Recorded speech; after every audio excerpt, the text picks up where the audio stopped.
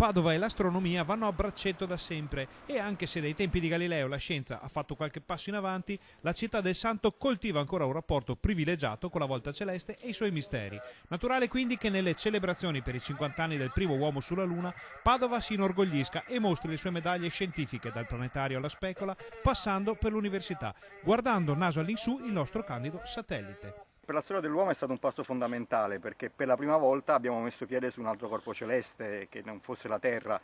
Gli sviluppi sono stati tanti dal punto di vista tecnologico, tante ricadute nella tecnologia che usiamo ancora oggi, ad esempio molti macchinari della medicina nascono proprio con la tecnologia spaziale sviluppata all'epoca.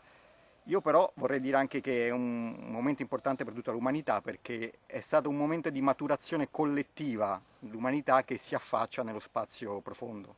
La Luna, si sa, influenza le maree e altri fenomeni naturali, ma può influenzare anche gli uomini. Io non ero nato, sono nato 2 anni dopo, però da piccolo guardavo Spazio 1999, il telefilm che era ambientato proprio sulla Luna e quindi la Luna mi ha influenzato perché con quel telefilm ho deciso poi di fare astronomia. Viene quindi naturale chiedersi se in questi tempi digitali il nostro satellite abbia ancora il suo storico appeal. La Luna ha ancora un appeal.